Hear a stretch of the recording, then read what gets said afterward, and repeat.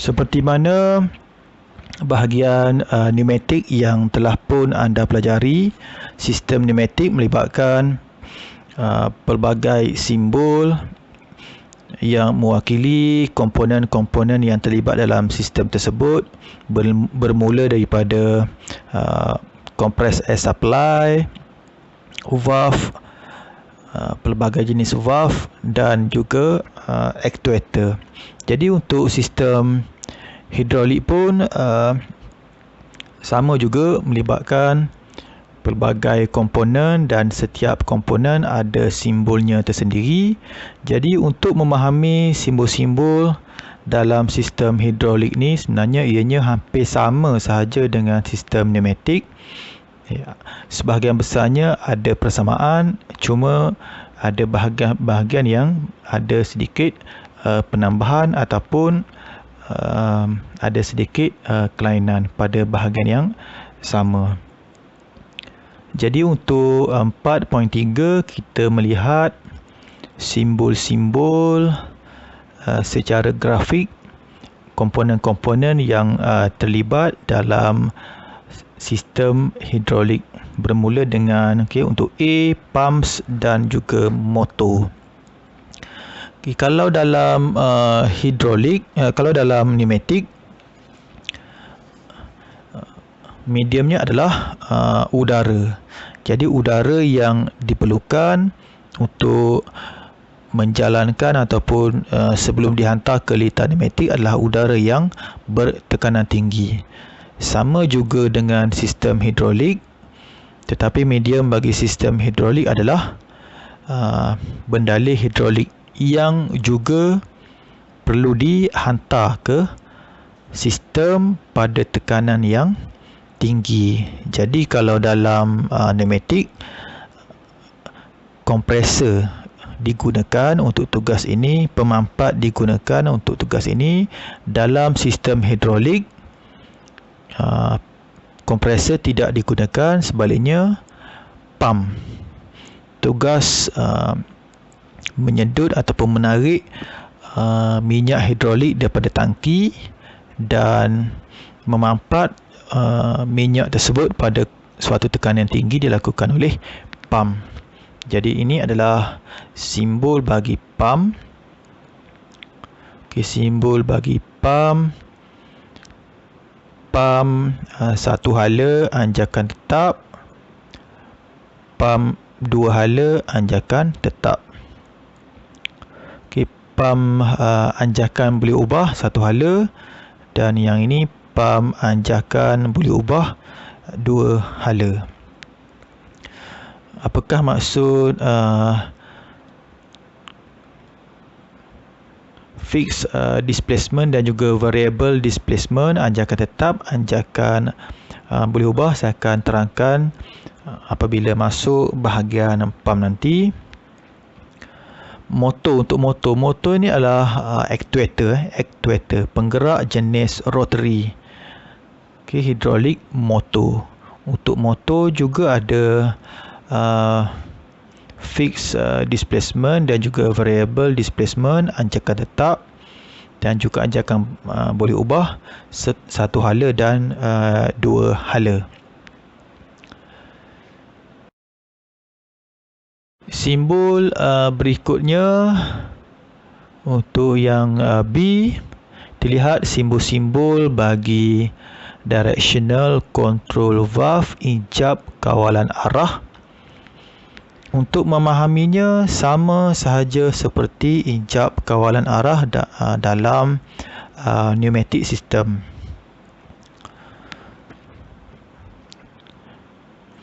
Untuk injap yang paling mudah ini 2x2 way valve, 2 stroke 2. Dua kotak dan dua port. Satu port aktif. Kita tengok ada garis di luar kotak ini merujuk kepada kotak yang sedang aktif. PP merujuk pada power lah, power minyak daripada supply, daripada pump. Ini dalam normal position. P close, A close. Okay, untuk normal positionnya, apa yang close ini dirujuk pada kotak yang aktif. Okay, P close, A close.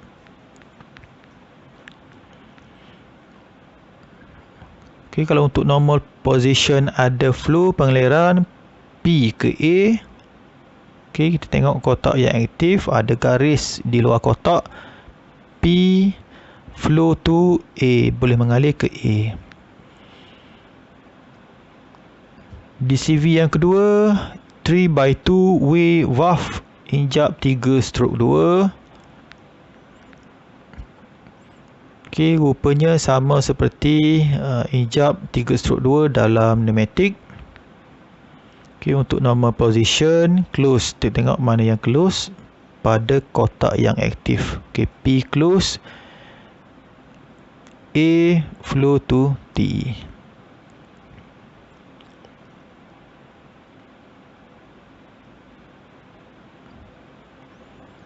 Okay, yang ni pun injap 3 stroke 2.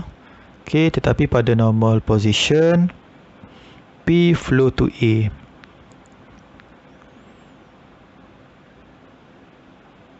Injap seterusnya 4/2 way valve. Okay, injap 4 stroke 2. Tengok, okay, ada 4 port dalam satu kotak, ada 2 kotak.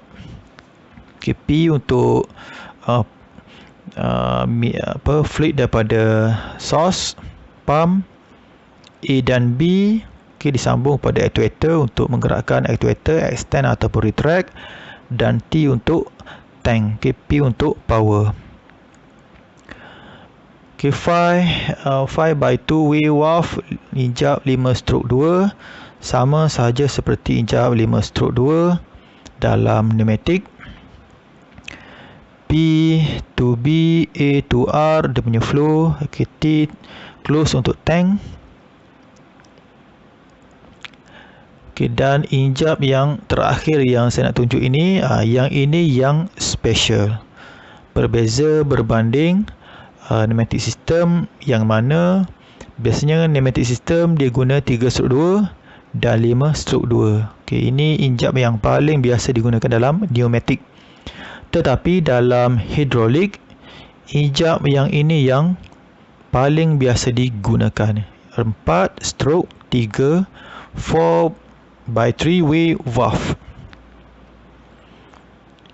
Ada 3 position, 3 kotak, 1, 2 dan 3 kotak. Okey, ada P port, ada T port, A dan B port. A dan B untuk menggerakkan actuator. P power daripada pump, daripada source. T untuk tank.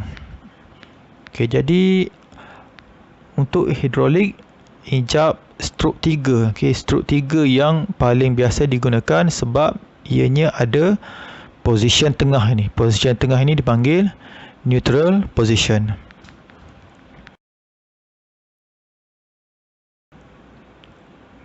Kita lihat lakaran bahagian dalaman sebuah injap DCV bagi hidrolik. Okay, sebenarnya kita boleh lihat bagaimana cara dia berfungsi lah, cara dia direct the flow. Apabila kita boleh lihat bahagian binaan dalamannya, sebenarnya ini sama sahaja yang pernah saya tunjuk DCV bagi sistem pneumatik dahulu. Sama sahaja cara ianya berfungsi. Okey, sebagai contoh 2/2 way valve, okey, injap 2 stroke 2. Okey, untuk normal position, close, P close, A close. Okey, kita refer pada lakaran valve ini. Okey, P tidak boleh ke A pun di close, tidak boleh ke mana-mana. Okey, and C normally close. Untuk 3/2 way valve, injap 3 stroke 2 untuk normal position. Okay, normally close. Okay, normally close, P close, A flow to T. Okay, tengok daripada sketching ini, P close. Okay, P di blok sini tak boleh mana-mana. Okay, A boleh mengalir ke T. Okay, begitulah juga untuk injap yang lain. Bagaimana cara kita nak memahami cara injap ini berfungsi sebagai directional control valve.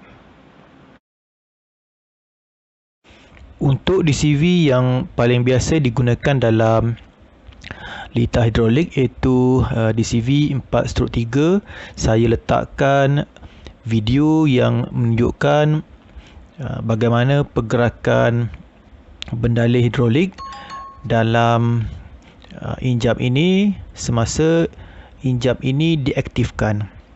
Dan juga saya letakkan sekali litar hidrolik yang menunjukkan di mana kedudukan DCV ini, iaitu control valve untuk mengawal silinder extend dan retract. Kalau kita tengok daripada simbol DCV ini, kaedah pengaktifannya, methods of actuation bagi DCV ini adalah manual yang menggunakan detent lever. Pada video juga kita boleh lihat bagaimana detent lever ini berfungsi. Kita boleh lihat pada bahagian hujung ini di mana spool ini akan berhenti pada 3 lekuk ini. Jadi yang istimewanya bagi injap 4/3 ini, ianya mempunyai neutral position, iaitu apabila kotak yang tengah ini aktif.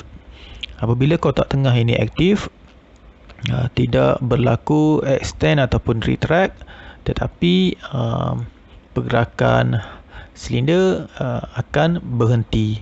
Dan kita boleh lihat line P ini akan terus ke T.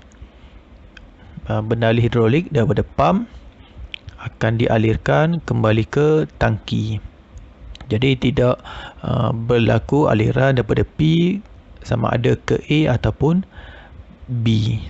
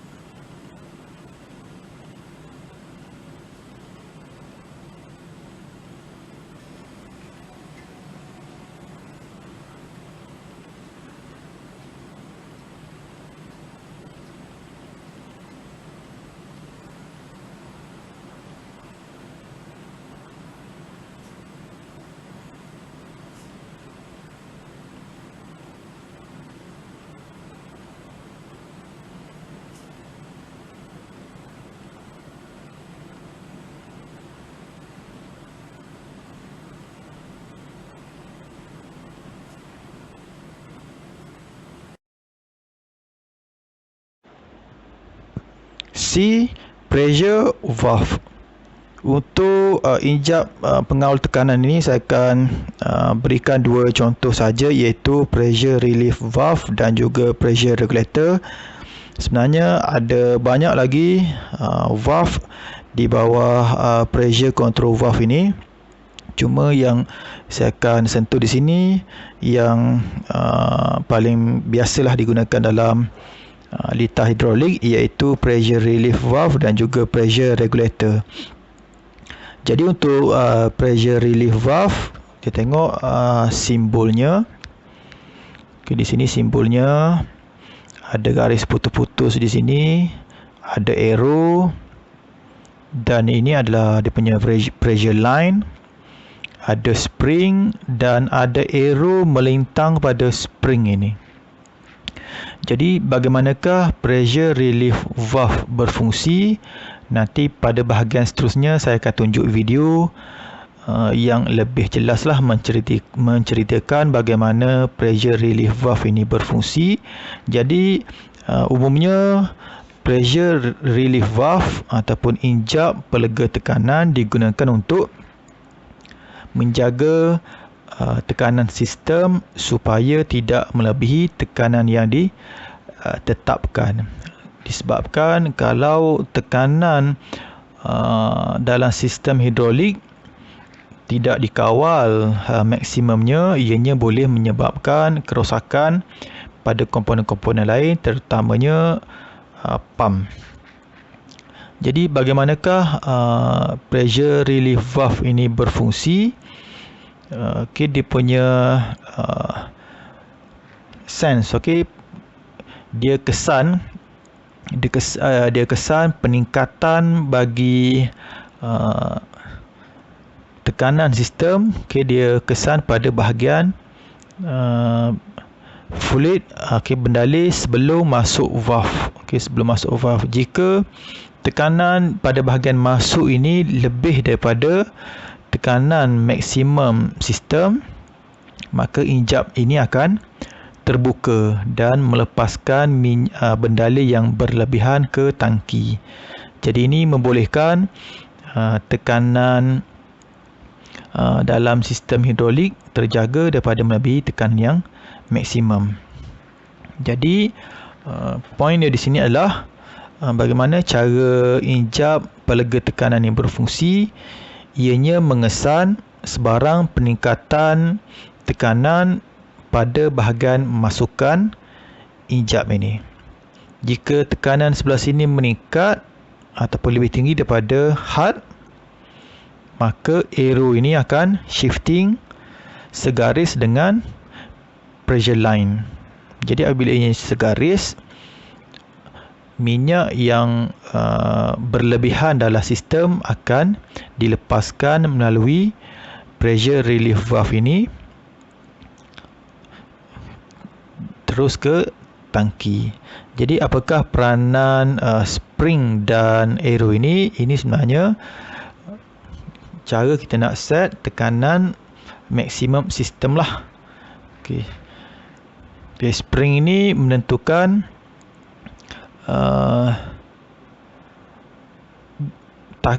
tahap di mana arrow ni akan shifting. Okay, jadi jika spring ni semakin keras, maksudnya arrow ni semakin susah untuk shifting segaris dengan pressure line ni, maksudnya tekanan sistem semakin tinggi, dan sebaliknya. Itu untuk pressure relief valve. Untuk pressure regulator, pelaras tekanan, kita tengok simbolnya hampir sama. Okay, hampir sama di sini. Tetapi arrow-nya berada pada arah yang berlawanan dengan pressure relief valve.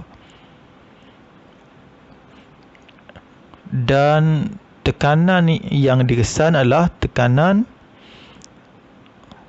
bendalih selepas bendalih melalui ataupun melepasi valve. Ini berbeza berbanding pressure relief valve. Bagaimana valve ini nak bertindak?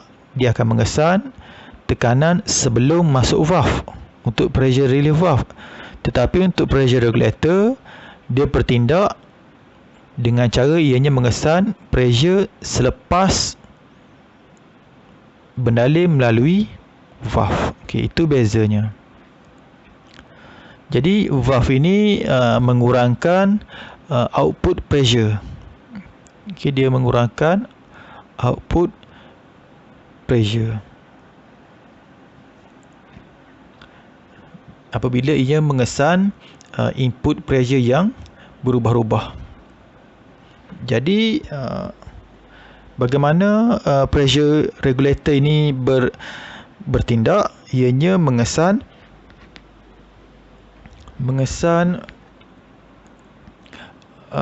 pressure pada output valve, pada bahagian keluar valve.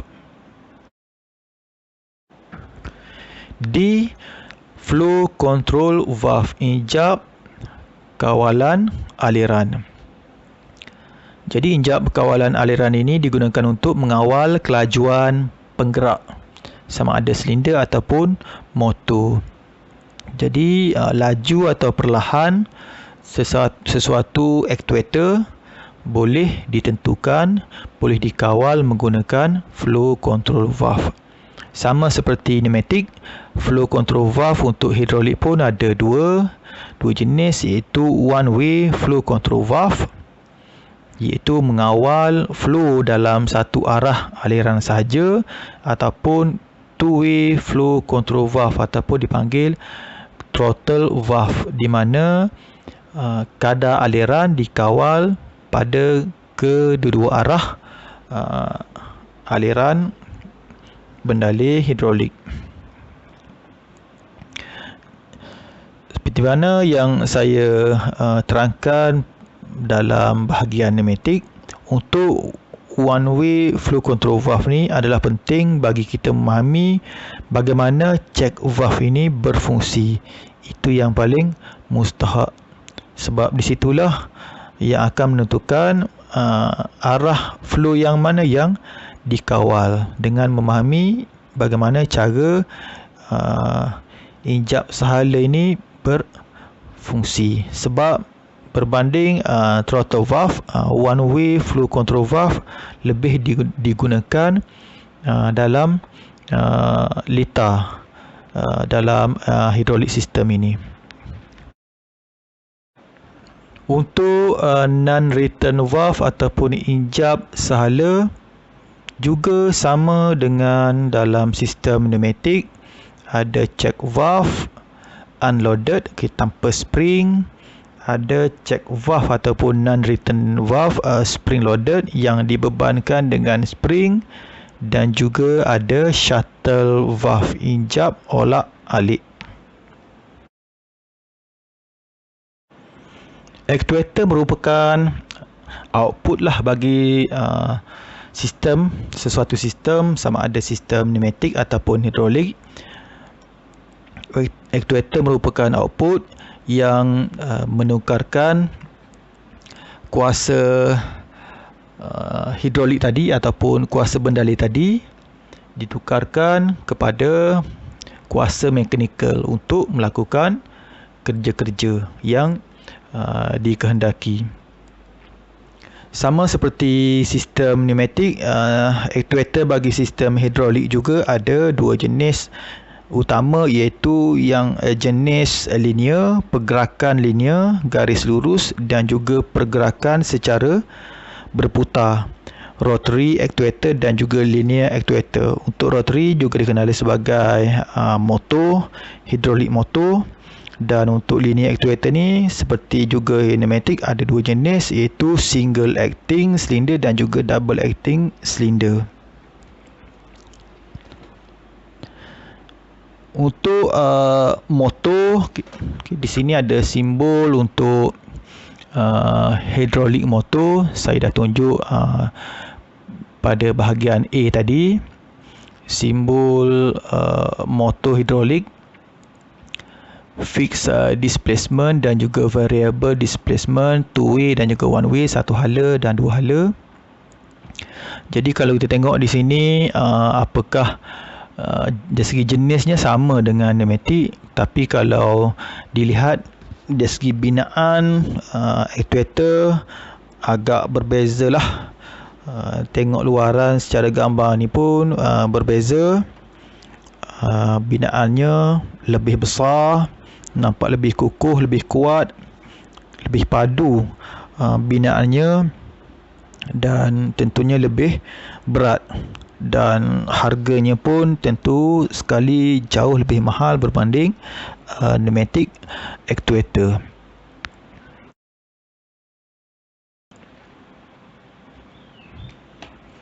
Kalau dalam lab pneumatik di Politeknik ini, ini adalah actuator yang sepatutnya kita guna, kita buat lab.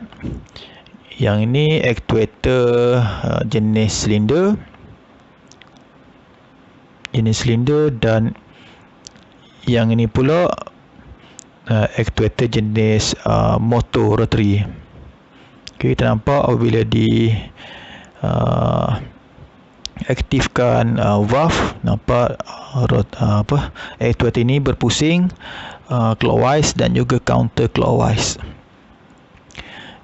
Video ni saya tunjuk pada sesi lab lah. Nanti untuk praktikal task nanti saya akan terangkan dengan terperinci apakah yang harus anda lakukan.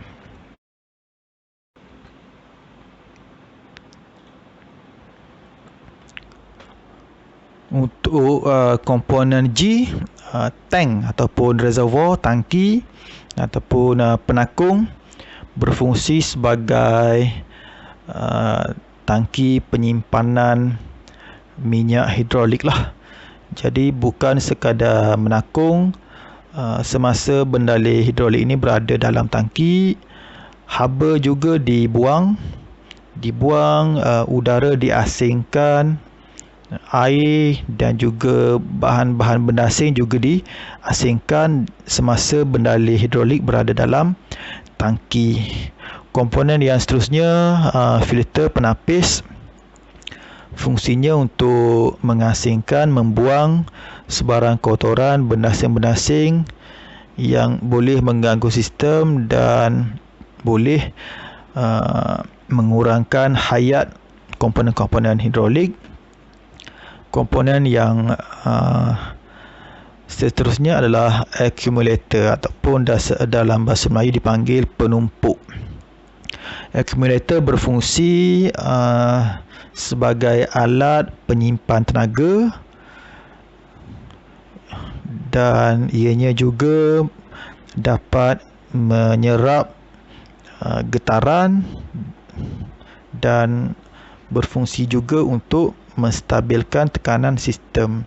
Jadi kalau tanpa accumulator ini, mungkin sistem akan mengalami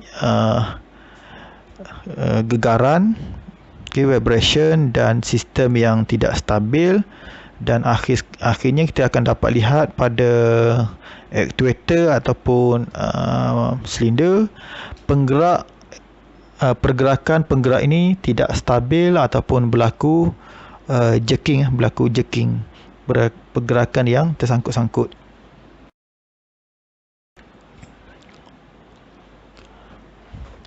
Komponen yang terakhir bagi sistem hidrolik adalah bahagian power supply bagi sistem hidrolik lah, iaitu kita panggil hydraulic power pack.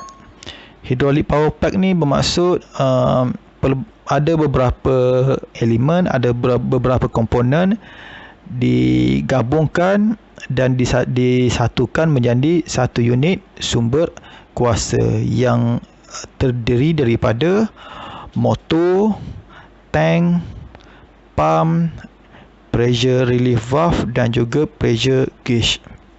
Okay, gabungan komponen-komponen ini kita panggil hydraulic power pack. Seperti mana yang kita dapat lihat daripada rajah ini. Rajah ini menggambarkan simbol-simbol bagi komponen-komponen yang membina hydraulic power pack. Yang pertama, pressure gauge.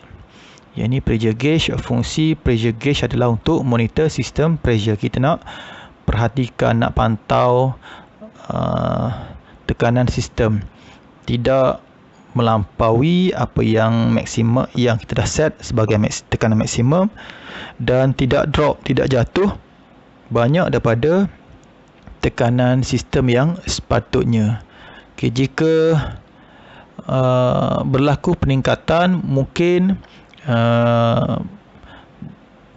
kita boleh carilah, kita boleh kesan mana-mana komponen yang tidak berfungsi dengan baik. Sebagai contoh, mungkin pressure relief valve rosak.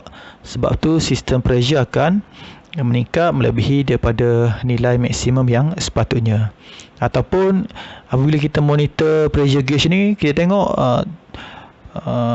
pressure drop secara mendadak, dan dropnya tu besar. Jadi mesti berlaku kebocoran pada mana-mana connection, pada mana-mana fitting mungkin berlaku kebocoran, ataupun berlaku kebocoran pada komponen itu sendiri.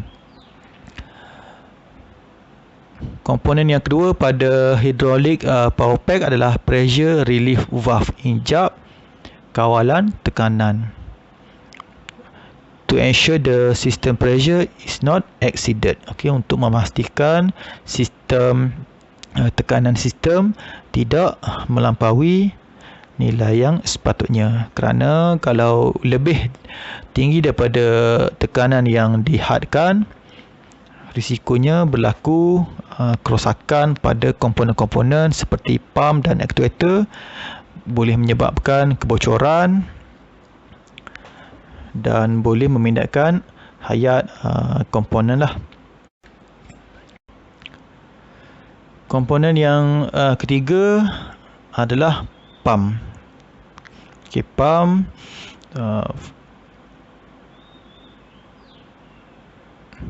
fungsi pump adalah untuk menyedut pendalih hidrolik daripada tangki. Dia akan kompres, akan memampatkan bendalih tersebut dan seterusnya menolak menghantar hidrolik fluid ke seluruh sistem. Itu fungsi pump. Tangki saya dah terangkan tadi, dan motor. Ini motor yang berada dalam hydraulic power pack. Jadi jangan keliru dengan motor tadi. Kalau hydraulic motor tadi itu adalah penggerak, actuator bagi sistem hidrolik. Tetapi motor yang ini adalah motor yang memacu atau menggerakkan, yang drive pump. Kalau pump saja tanpa motor, pump ni tak boleh berfungsi lah. Dia nak berpusing macam mana? Jadi memerlukan suatu sumber tenaga mekanikal. Tenaga mekanikal yang bersambung. Di sini ada shaft yang bersambung daripada motor. Shaft ini bersambung pada pump. Jadi motor ni digunakan untuk operate pump ini. Jadi pump ni, motor ni berfungsi to drive the pump. Kalau pump yang tadi itu adalah kalau motor tadi itu adalah motor penggerak, actuator. Last output bagi sistem hidrolik, sama ada motor ataupun silinder.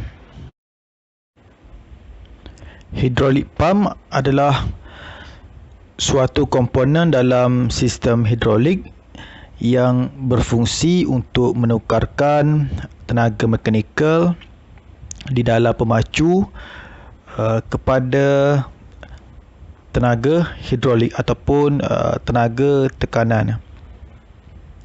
Jadi tenaga mekanikal di sini merujuk kepada pergerakan mekanikal di dalam pump itu sendiri, dan tenaga hidrolik di sini merujuk kepada bendalih hidrolik yang bertekanan tinggi. Jadi seperti mana dalam sistem pneumatik yang menggunakan kompresor, kalau di dalam sistem hidrolik tugas kompresor digantikan dengan pump, di mana pump menyedut, menarik sumber medium kuasa iaitu minyak hidrolik daripada tangki. Pump ini akan memampatkan bendalih hidrolik tersebut kepada suatu tekanan yang tinggi dan seterusnya menolak menghantar minyak hidrolik tersebut, bendalih hidrolik tersebut ke keseluruhan sistem hidrolik. Dari segi displacement ataupun sasaran sesebuah pam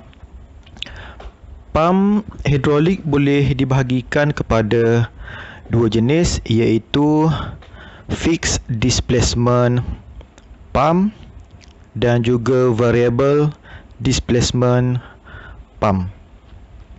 Pump anjakan tetap dan pump anjakan boleh ubah. Antara pump jenis anjakan tetap adalah gear pump, vane, piston pump dan juga screw pump. Manakala pump jenis anjakan boleh ubah, piston pump dan juga vane pump. Jadi kalau kita tengok di sini, untuk piston pump dan juga vane pump, dia boleh jadi fixed displacement dan juga variable displacement. Jadi apakah maksud fixed dan juga variable displacement ni? Untuk anjakan tetap fixed displacement pump, ianya hanya ada satu flow rate, flow rate yang tetap. Setiap kitaran proses pumping, every stroke akan menghasilkan flow rate dan kuantiti jumlah bendalih yang sama yang dipump ataupun dihantar ke sistem hidrolik. Berbeza berbanding pump anjakan boleh ubah. Untuk pump jenis ini, kadar alirnya, flow rate dan juga outlet ataupun output pressure boleh diubah-ubah semasa pump beroperasi. Jadi untuk pump jenis anjakan tetap dan anjakan boleh ubah ini masing-masing ada kelebihan dan kelemahan masing-masing. Untuk pump anjakan tetap, kelebihannya adalah simple, mudah, secara perbandingannya, secara relatifnya tidak mahal dan senang untuk diselenggara. Manakala bagi pump anjakan boleh ubah, pump ini lebih rumit, lebih kompleks, harganya lebih mahal, tetapi kebaikannya adalah ianya boleh diubah suai mengikut kepelbagaian kerja-kerja yang harus dilakukan oleh pump ini. Jadi kalau aplikasinya memerlukan pressure dan flow rate yang rendah, pump ini boleh diubah suai, diubah dia punya displacement untuk disesuaikan dengan flow rate dan output pressure yang rendah tersebut. Jadi walaupun harga dan sistemnya agak mahal, tetapi ianya menjimatkan dari segi tidak berlaku pembaziran tenaga untuk proses mengepam sekiranya aplikasi memerlukan output pressure dan flow rate yang rendah. Jadi jika kita menggunakan fixed displacement pump tersebut tetap memberikan flow rate dan pressure yang tinggi walaupun situasi tersebut tidak memerlukan flow rate dan pressure yang tinggi. Jadi untuk fixed displacement pump mungkin berlaku pembaziran dari segi tenaga yang dibekalkan sebab flow rate dan juga pressure tidak boleh diubah suai mengikut keadaan.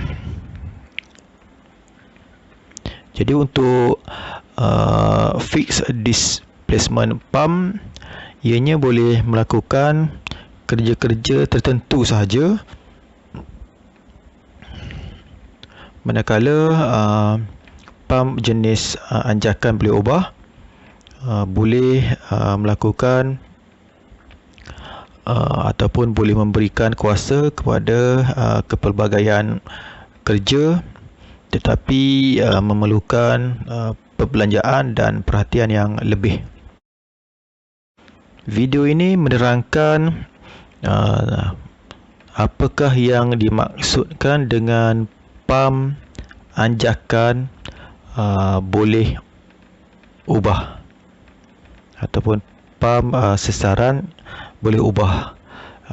Dalam video ini ditunjukkan pump jenis vane di mana chambernya boleh dianjak untuk mengubah luas ruang di mana berlakunya pemampatan bendalih hidrolik.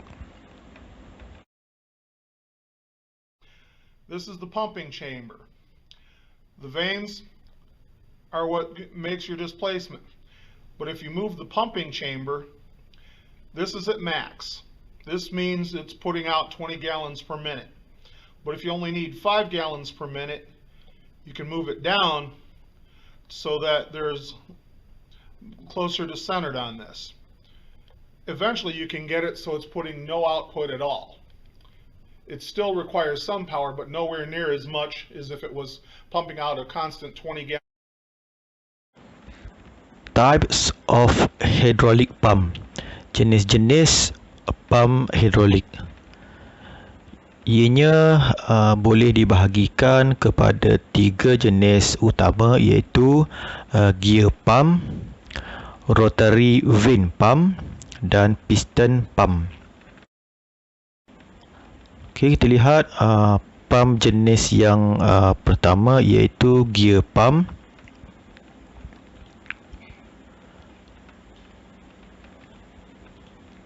Okay, gear pump ni boleh dibahagikan kepada 2, iaitu external gear pump, pump gear luaran, dan yang kedua internal gear pump.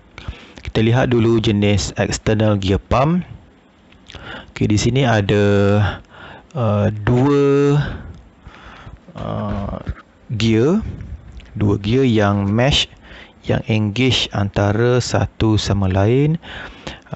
Ada salah satu gear adalah drive gear, gear bermacu, dan gear yang kedua gear follower, pengikut ataupun idle gear. Jadi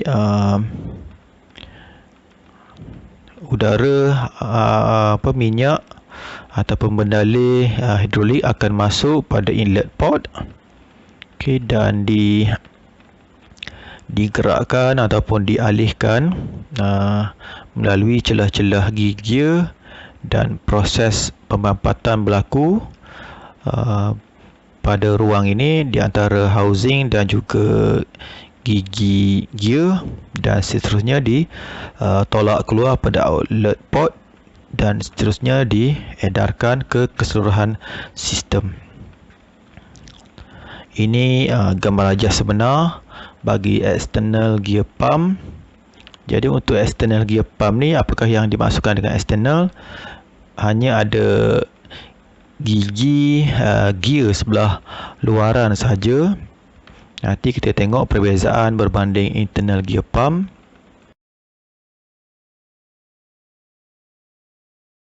The main components of a gear pump are a static pump, casing, meshing gear wheels, which rotate inside the casing, and a gland seal to prevent leakage of liquid.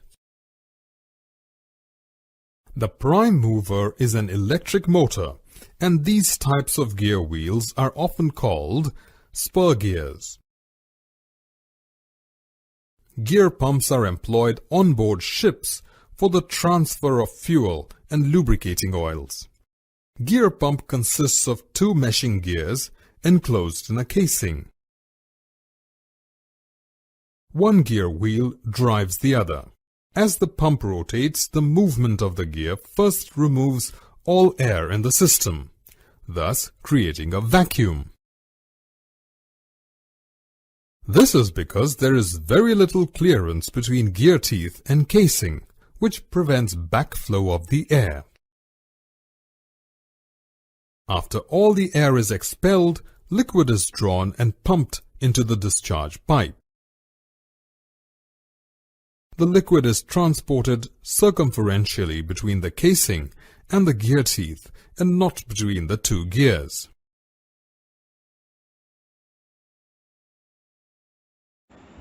Gear pump jenis kedua adalah jenis internal gear pump.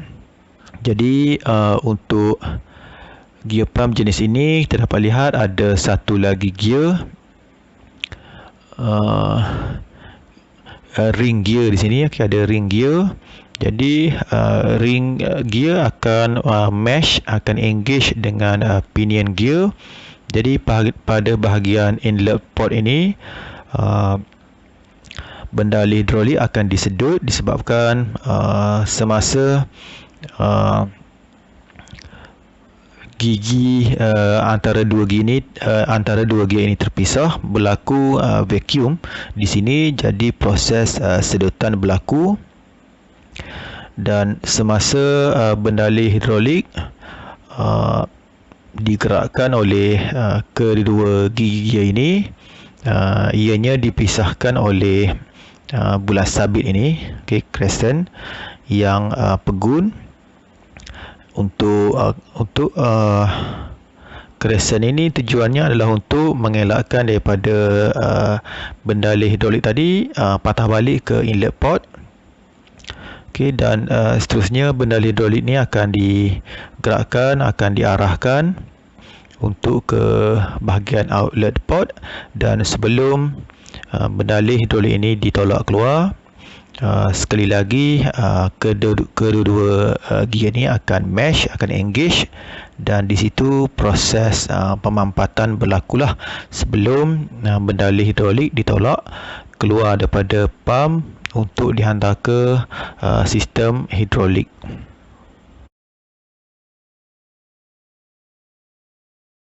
Internal gear pumping principle was created by Viking Pump over 100 years ago and continues to be one of Viking's most well-known products.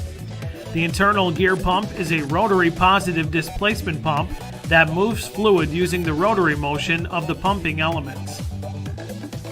Liquid enters the suction port between the teeth of the rotor gear, the larger exterior gear, and the idler gear, the smaller interior gear. The intermeshing gears of the rotor and idler form lock cavities for the liquid to ensure volume control. As the teeth come out of mesh, low pressure zones are created at the suction port, pulling liquid into the spaces.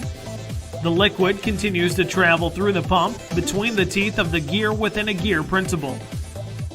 Liquid is prevented from returning to the suction side by the crescent located on the head of the pump, acting as a seal between the suction and discharge ports. When the teeth mesh completely, liquid is forced out of the spaces and out of the discharge port.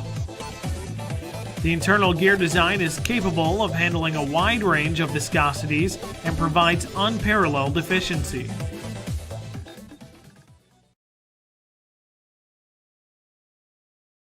Jenis pump yang kedua adalah rotary vane pump. Pump jenis bilah, yang mana untuk jenis ini cara pump ini berfungsi sama seperti rotary vane compressor untuk sistem pneumatik dahulu. Jadi untuk pump jenis ini, kalau kita tengok rajah ini, ianya terdiri daripada vane ataupun bilah yang berpusing bersama-sama rotor.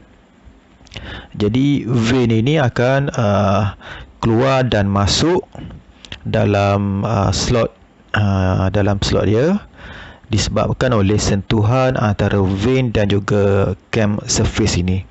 Jadi proses sedutan berlaku disebabkan pada ruang inlet port ini terbentuk vacuum.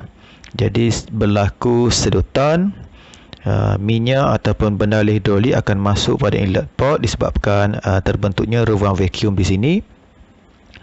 Jadi benda hidrolik tadi akan diarahkan oleh vane ini, akan digerakkan, diarahkan, masuk ke ruang pemampatan. Apabila benda hidrolik hampir menghampiri outlet port, berlaku pemampatan di sini, compression disebabkan oleh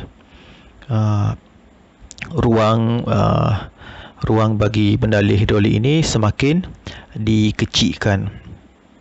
Jadi berlaku proses pemampatan dan seterusnya benda hidrolik ditolak keluar daripada pump. Jadi saya tunjukkan semula video yang saya pernah tunjuk sebelum ini, bagaimana proses pemampatan benda hidrolik berlaku dalam rotary vane pump.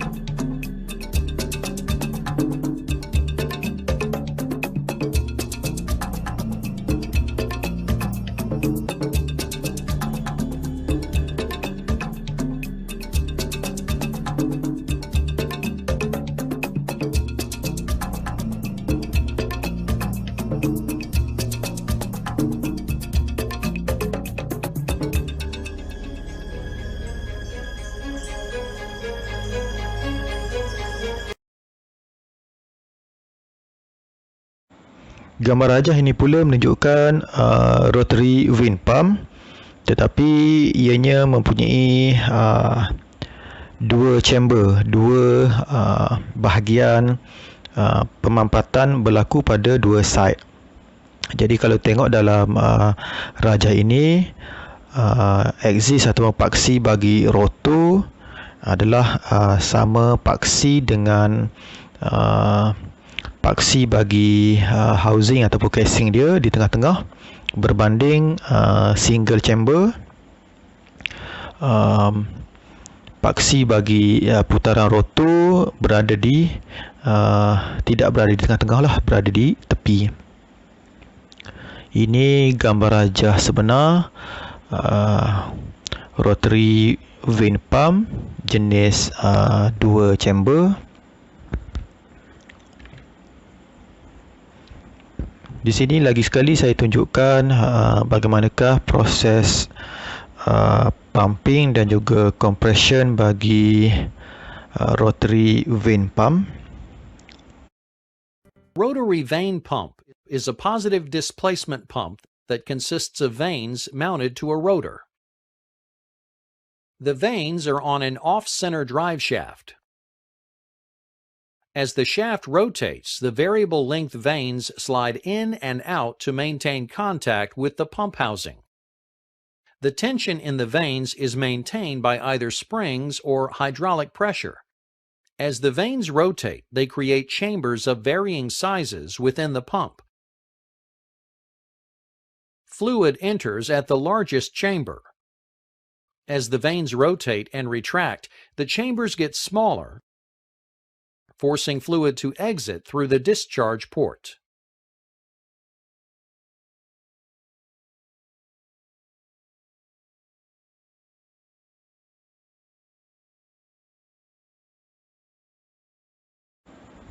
Dan pump jenis yang ketiga adalah piston pump, pump jenis omboh.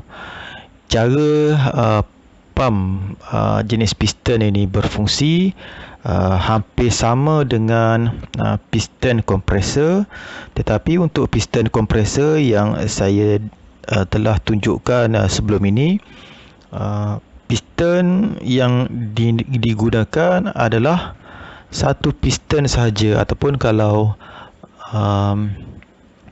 double stage kompresor ada 2 piston. Tetapi untuk pump jenis piston, ianya melibatkan banyak piston, banyak omboh. Tetapi prosesnya hampir sama, iaitu bagaimana proses pumping itu berlaku. Piston keluar dan masuk dalam piston block. Tetapi ianya melibatkan sejumlah piston, dan untuk pump tidak melibatkan sebarang valve. Jadi fungsi valve dalam piston kompresor telah dihapuskan dalam pump jenis piston, dan ianya digantikan dengan sejumlah piston yang keluar masuk dalam piston block.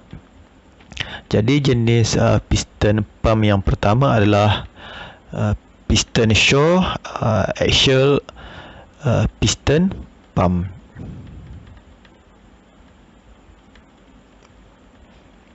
Jadi kita tengok, saya sertakan gambar raya di sini. Tengok bahagian-bahagian yang membentuk sebuah pump jenis ini. Ada piston block, pump housing.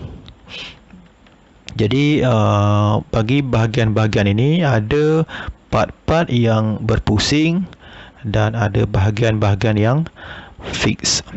Jadi untuk lebih memahami bagaimanakah pump piston jenis ini, boleh lihat video animasi simulasi yang saya sediakan ini.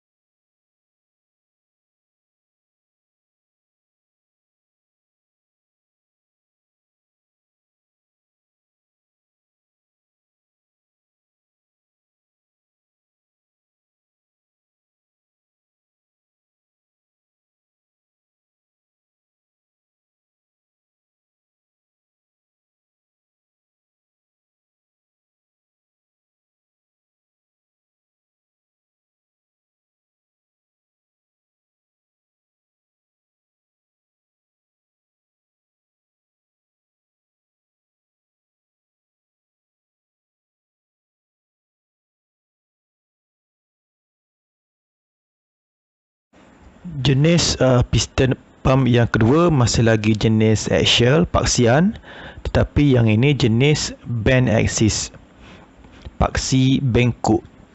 Jadi kalau jenis yang pertama tadi, bagaimana piston boleh keluar masuk dalam piston block, ianya disebabkan oleh swash plate, plate yang berbentuk sengit.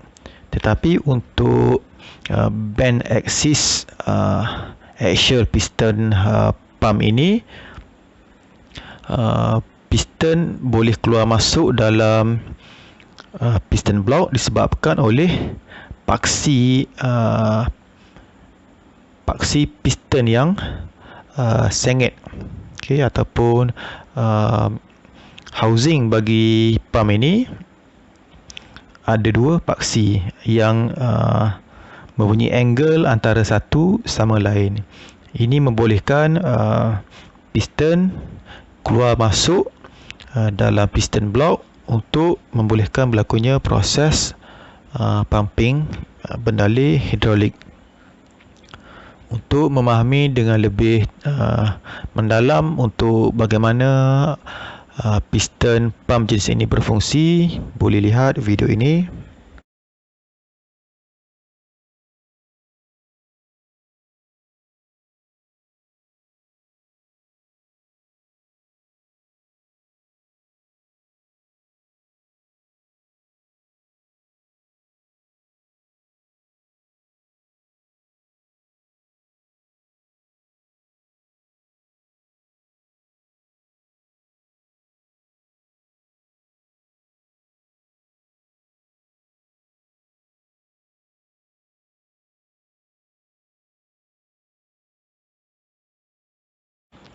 Jenis yang ketiga dan keempat bagi piston pump adalah jenis radial. Jenis jejarian iaitu piston berpusing secara jejarian, dan semasa piston tadi berpusing, piston keluar masuk dalam piston block. Jadi untuk pump piston jenis ini, cara ianya berfungsi ataupun pergerakan bagi piston hampir sama dengan pergerakan vane dalam vane pump. Jadi piston bergerak keluar masuk dalam piston block disebabkan oleh sentuhan permukaan piston dengan permukaan housing, di mana dalam piston pump jenis ini aksis ataupun paksi bagi piston block tidak sepaksi dengan paksi housing. Ianya tidak sepaksi. Jadi ini membolehkan piston keluar masuk dalam piston block semasa piston ini berpusing secara radial.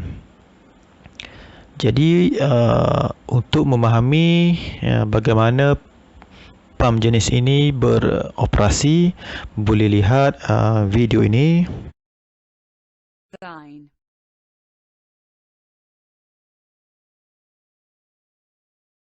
The main elements of an inside unhinged radial piston pump are base, piston, rotor, shaft, cap.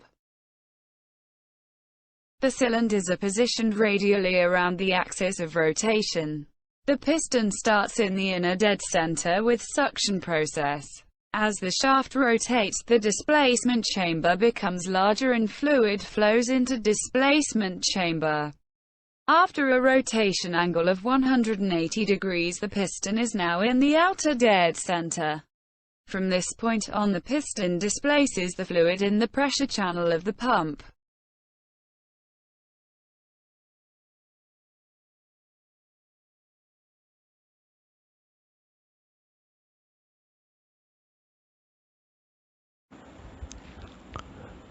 Piston pump yang keempat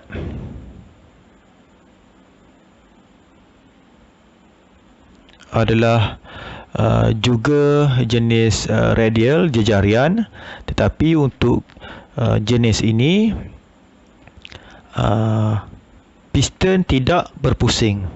Piston kekal di kedudukannya, tetapi yang menyebabkan piston keluar masuk di dalam housing disebabkan oleh cam ataupun sesondol yang berpusing. Sentuhan permukaan cam dengan hujung piston membolehkan piston keluar masuk dalam housing. Jadi beginilah cara bagaimana radial piston pump jenis rotating cam ini berfungsi dalam semasa mengepam bendalih hidrolik.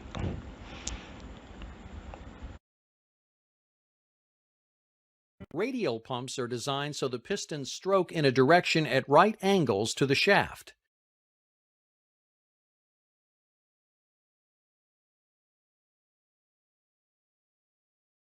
The pistons are arranged like wheel spokes around a cylinder block with an eccentric central cam mounted on a drive shaft. As the shaft rotates, the cam moves towards the pistons, forcing them down into the cylinder block and discharging the fluid. As the cam moves away, springs help retract the piston and cause the intake stroke. Check valves ensure that fluid only enters the inlet ports and only exits the outlet ports. Radial piston pumps have a low noise level, very high loads at low speeds, and high efficiency.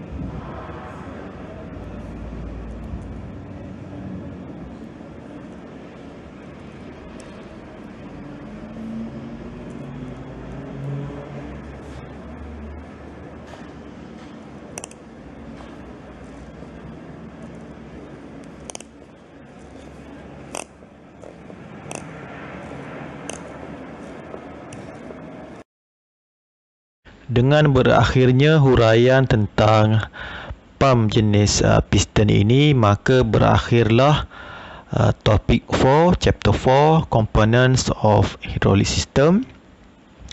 Seterusnya, anda semua akan mempelajari tentang basic hydraulic circuit dalam chapter 5.